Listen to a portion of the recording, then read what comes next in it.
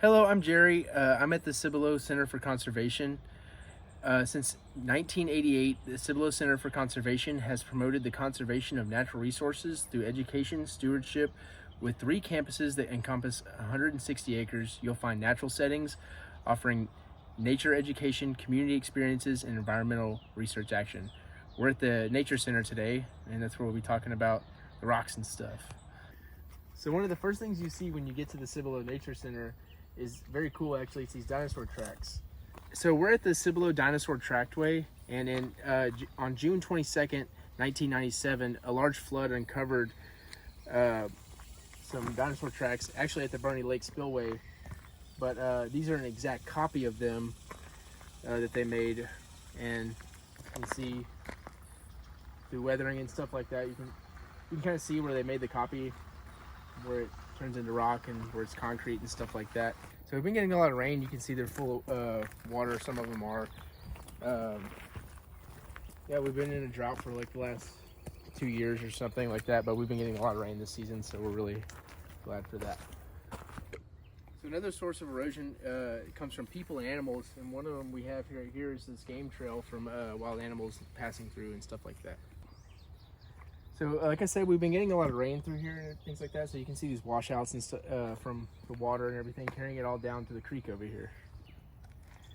So this has been the Cibolo Creek Nature Preserve, and all the signs of erosion here. Thank you. So the Cibolo Creek and surrounding bodies of water and creeks like that actually all supply and flow into the Edwards Aquifer. The pool on the Edwards Aquifer has more than doubled with the population and things like that, so it's actually having a real hard time recharging, and the population growth doesn't show any signs of slowing down, but we've been getting a lot of rain here recently in the past couple months, and we're really grateful for that. So another prime example of the rocks and stuff being broken down is you can see all these smaller ones that have been deposited here that haven't actually made it into the creek yet from the bigger ones up top. Go. So a really good example of the sheer amount of sediment and stuff that can be picked up through the rains and floods that come through is all these leaves and branches and stuff like that. Just imagine what you're not seeing, all the dirt and everything that has washed down with it. So you can see this tree behind me, just from all the water and stuff that has flowed through the years, is actually starting to grow sideways. You can see the branches up top are even curved out. It's not really reaching for the sunlight so much, except for this one right here, but yeah. So a lot of what we saw further on down the creek was smaller rocks and things like that, but you can see this is just straight stone that's been uncovered from the creek and water erosion and things like that. So the erosion too has made these very interesting patterns and stuff like that in the into the rock, and over time this will probably eventually fall into the creek. You can see in there it's real curved and stuff like that, but a lot of cool intricate designs, and you can see the greenery and stuff like that holding onto it, but eventually that'll fall away. So over millions of years, you see all these layers and stuff that have been cut out by high water and stuff like that. You can see there's dirt and stuff deposited up here, probably from pretty recently.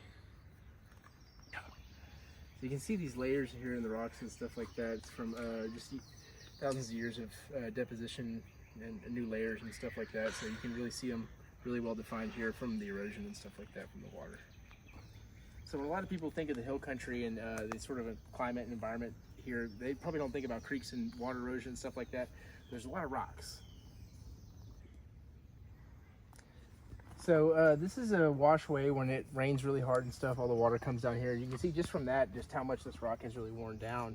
And you can see they've actually made efforts to stop it from doing that, from the walking, to stop it from washing out the walking trail here. These cedar posts are not here simply by chance. So these are these rocks we're talking about before. As you can see, they're kind of being shaped towards the current, things like that. And the erosion is really high right here from sediment and stuff like that, especially, but also because it's real channeled down right here. So the water's moving a lot faster, and when things like rain and stuff like that come through, they stir up, bring in lots of sediment from the surrounding area, and it picks it up in the water and really hammers the rocks and roots and stuff like that. So this is Cibolo Creek. This is where a lot of the smaller creeks feed into. You can see the erosion even on the stumps and stuff. They're all smoothed out and everything like that. The rocks in here, very smoothed out. The land is pretty cut through from the creek and the water erosion. You see over there, got these rocks built up and stuff. They've probably worn down a lot over the years. So we've been getting a lot of rain and stuff recently. These creeks have been dry for a long time. This is actually one of the smaller ones that feeds Cibolo Creek, one of the larger ones in the area. You can see the rocks in there are smooth and stuff from the water eroding them down and everything, and the rocks on the side are very not smooth. Yeah.